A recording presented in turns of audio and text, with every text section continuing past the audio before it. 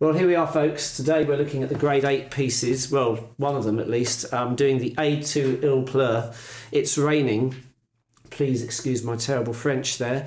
So we're going to go through it. We're going to hear what it sounds like. Then we'll do the usual thing of talking about it afterwards. And hopefully I can give you some pointers on things to watch out for. Tempo 168 as a guide. It does say those students might prefer a slower tempo, for example, 126. So we'll delve into this now and then we'll discuss afterwards.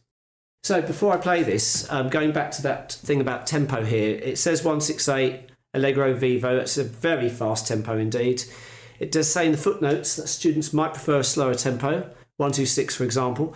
So what I'm going to do is I'm going to meet those two tempo guides halfway at 147 BPM, which is a very fast tempo still.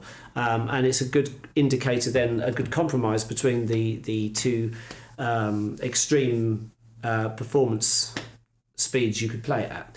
So here we have, that's what we're dealing with. So that instantly is this sort of,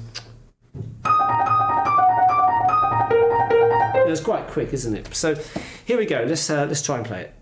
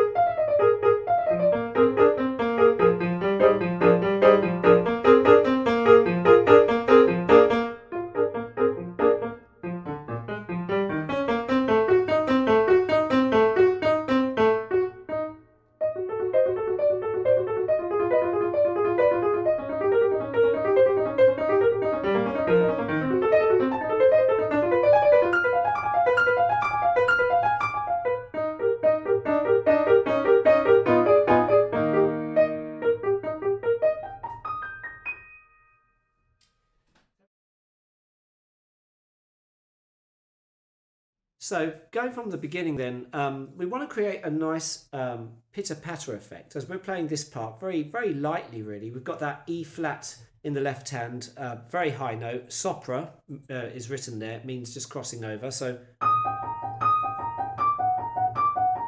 and from the very beginning we want to practice it in such a way that we get a nice even tempo. Now when I'm playing this on this piano, this note doesn't sound particularly staccato, but I am trying to create a very nice staccato effect there. And then there's a melody which we're bringing out. And the thing is, these other parts have to be really light so that the melody kind of shines through.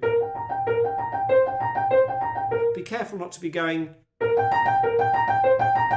If you put too much energy into that right hand, it's going to get in the way. So that's the primary thing to be thinking about on page one, is just getting that balance between the melody coming out and the accompanying right hand just being nice and light. I'm bringing out the melody and all the while keeping the right hand nice and light. At this point we're pedalling in bar 7. Now some of you might be thinking, hang on, we've got staccato notes written there, but the idea is that the coming off is still implied by the staccato dots, but the pedalling is involved. So the effect is actually different from what you might think it would sound like. That's the effect, and then off. And again pedalling here in bar 9. Okay, and then off, and of course here again, and here. So there we go. And in fact, we must also remember there's a crescendo written in there. It's almost disguised amongst all of the notes. So as we start from bar 7, in bar 8, we then have a crescendo to keep in mind. But don't forget, crescendo doesn't have to be immediate. It can be gradual. So if I go from bar 7, slowly,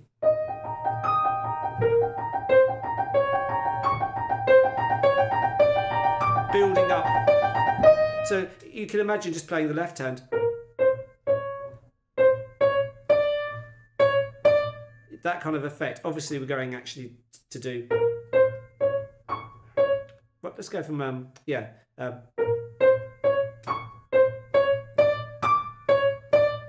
I isolate it like that, that's the effect we're feeling. So I'm going from there one more time. So bar 7.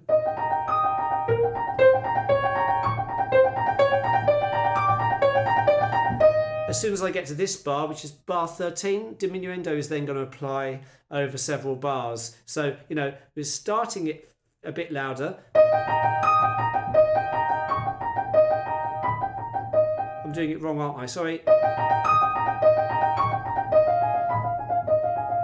And try to create that nice decrescendo over several bars, by which point we arrive at bar 17, which hopefully by then will be pianissimo.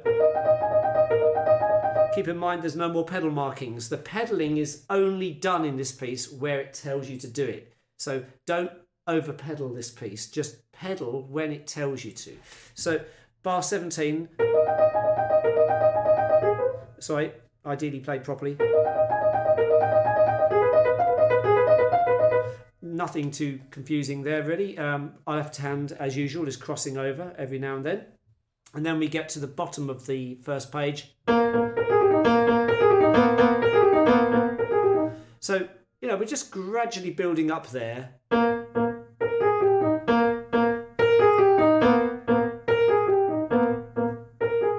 And that's the effect of that. So.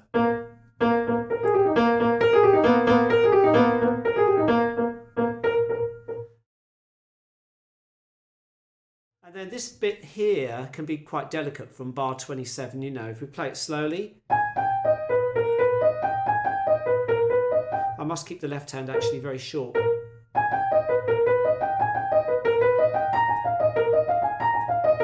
Be careful that your left hand doesn't linger. I know you probably wouldn't do that, but just keep it in mind. Nice and short left hand. So.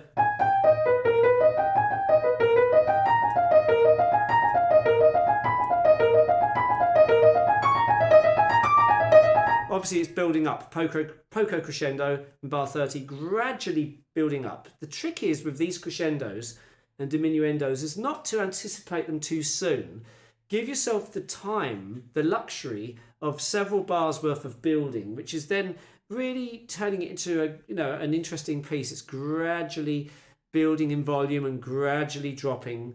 There might be some moments where we suddenly change volumes, but you know, you're going to try and really craft the sound of this early on. So that's basically that. Let's imagine I've played that section again. So I'm going from bar 27. I'm already finding myself sometimes holding that left hand too long. Sure.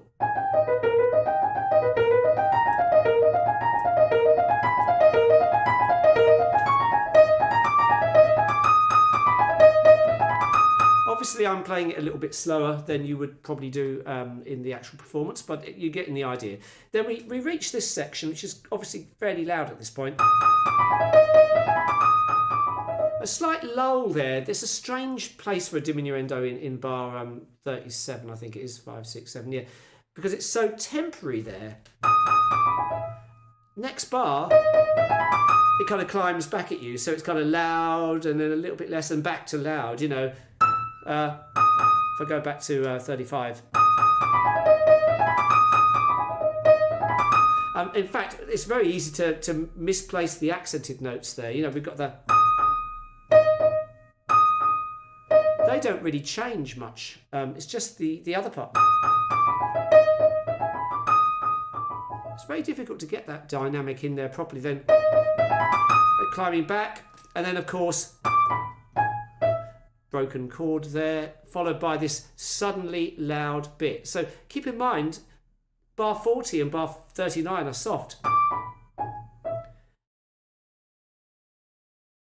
And then this explosive. So going from bar 41, we have this fortissimo, but it's short-lived, isn't it? Because we've got the diminuendo molto coming in a few bars, ultimately ending up at bar 46 pianissimo. So let's play. I'm going to play it slow, and you get the feel for the volumes.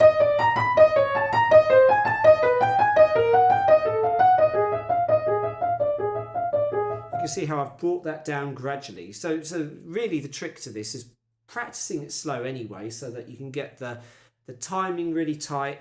You mustn't play this piece too fast in the early stages if you haven't got control over it. And also you can then really work on the fine details of the dynamics. We arrive at bar 46 now, pianissimo. Watch out for these F flats in the middle of the bar. Well, I say F flats, there's only one of them, but... So we actually have an F in the left hand there, but an F flat in the right hand. That's bar 46. And the same is true in that second bar. The left hand's playing F, right hand's playing F flat. So interesting crescendo and decrescendo in the following, you know, in those two bars there, 48 and 49. And then in bar 50,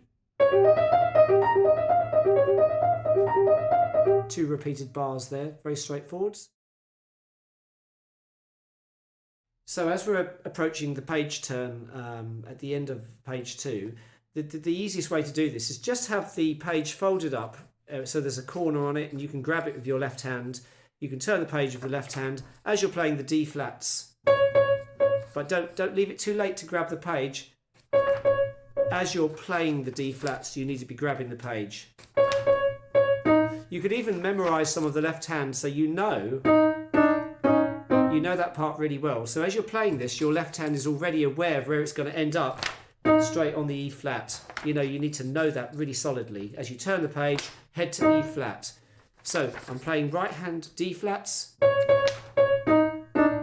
and that's the way you can deal with that. Very straightforward stuff, even at fast speeds. If I go back a few bars from the section we were just playing, oops, not like that.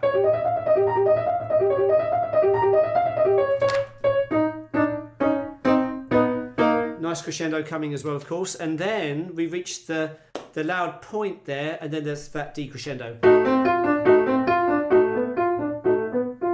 I found myself naturally doing a little bit of a rit there because there is one coming up in bar 62. I think it's okay to start holding back on the tempo slightly before that key change there. You know.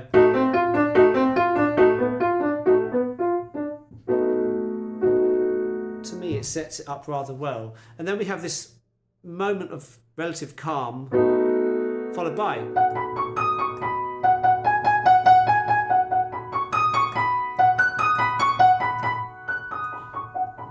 Very straightforward stuff. We're just holding down a B7 chord. That's all we're doing for the entire section there. And then, of course, this next section is staccato. And then the same idea, pianissimo. So we've had forte and then pianissimo. And then, as we carry on,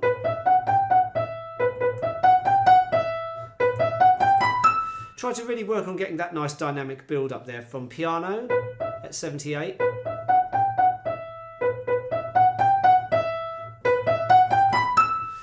Even if you get to forte rather than MF at that point, it's a nice building up of the sound.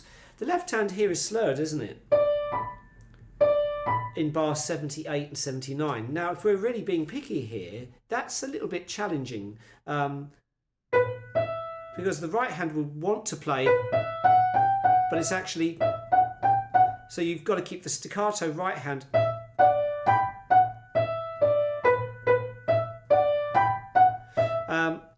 Some people might try and put the left hand underneath here. I prefer, I think putting the left hand over makes more sense.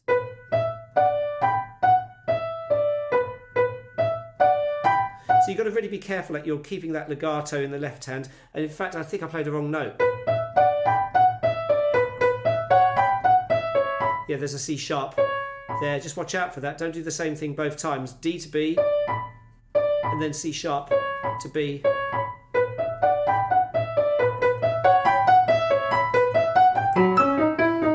Strange little bit of melody there.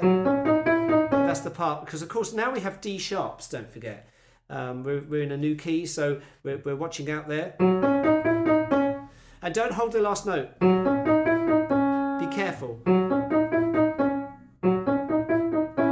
That's all we're doing there. See, I held it. It's very, very tempting to hold the last note. And it's actually MF or forte. And then suddenly quiet. Still got to come off the note. It's so tempting to go and hold that note off, yeah? So, and also it's loud to immediately soft. Yeah, so that's a little detail there to be careful about. So as we go from bar 86, we're building up and then we're going to broaden out there, said A coming up. So we've got to do this.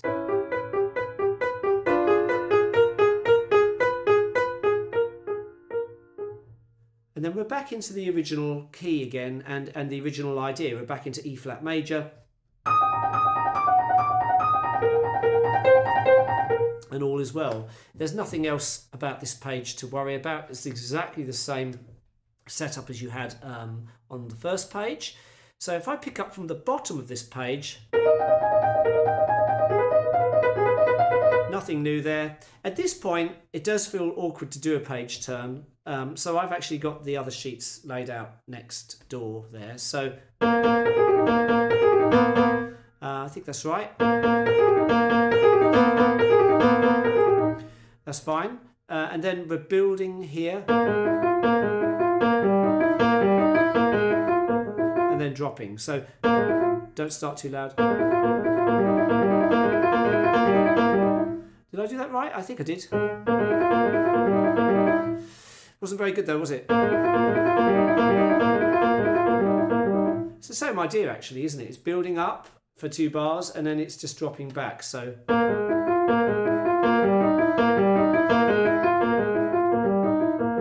that sort of effect. And then we're doing a crescendo here. Don't forget treble clef is coming in at bar 120 in the left hand. And then of course very loud here, fortissimo. But that diminuendo molto is coming, isn't it? So we've got a few bars where we're going to be reducing that volume. So be careful here from bar 122. Just because you see diminuendo doesn't mean you have to suddenly drop that volume. Remember, you can gradually do it over a few bars. I can do it better than that, I'm sure. That kind of effect. And then, of course, sounds a bit mischievous there, doesn't it? Especially if we employ those crescendo effects. And again, we've got that bar 129 where it's starting to kind of broaden and slow down. So and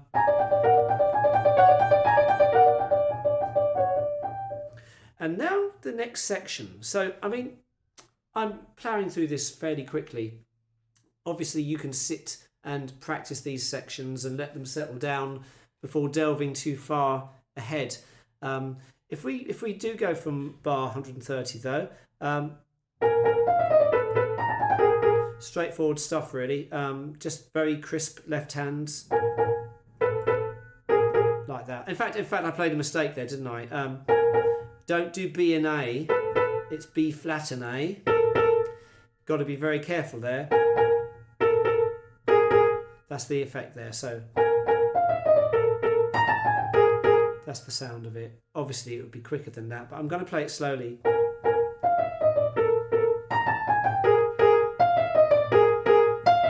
It's obviously building up in volume. It's questionable whether you need to build the volume up that quickly here, because you've got quite a few bars before you get to forte at 139. So we could really just gradually build up this volume.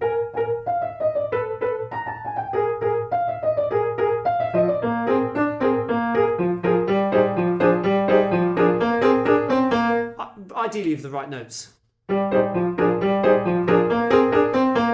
And then suddenly it's loud at that point. So let's go a bit quicker from that point, a tempo.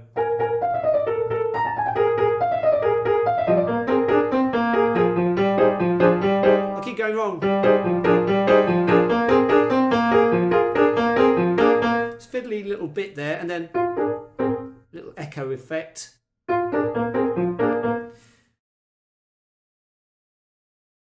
And then this bit, we can sort of, not exactly accelerate, but we can get a bit excited here. That kind of...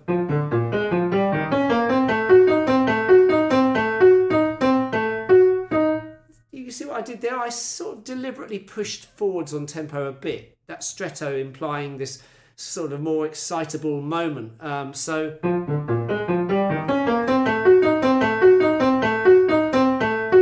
And this sets you up for then a sudden change.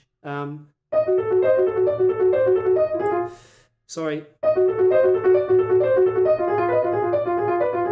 Again, we need to practice this slow to get control. Sorry, that's wrong.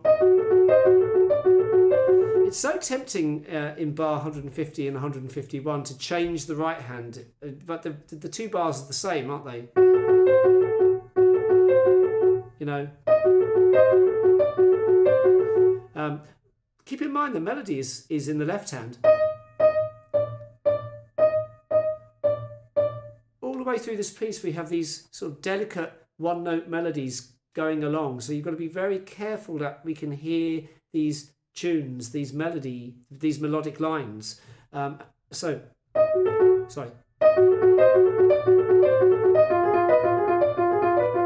And as that carry on, there's still a melody there as well, isn't there? So we're trying to bring that out. That's bar 155 or 154 even.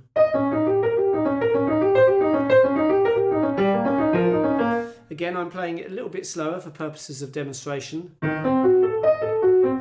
This is a tricky moment because the left hand is jumping pretty high there.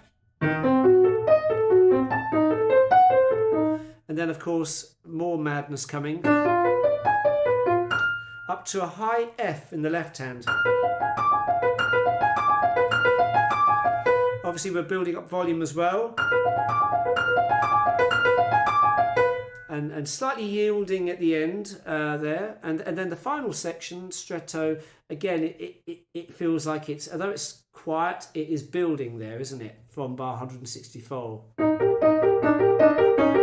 Again, I'm deliberately pushing forwards to give it that slightly more excitable, aggravated sort of effect.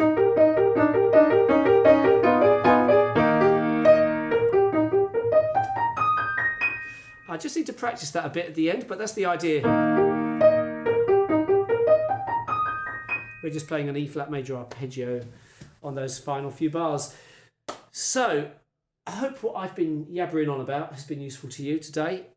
Good luck with it, and of course I'm now working through all the other grade 8 pieces, so it's going to keep me busy for a while, and hopefully I'll catch up with you soon. If you haven't subscribed yet and you would like to, please feel free, because that will help the channel immensely. And yeah, we're just going to carry on ploughing through this stuff. So yeah, see you around. Bye for now.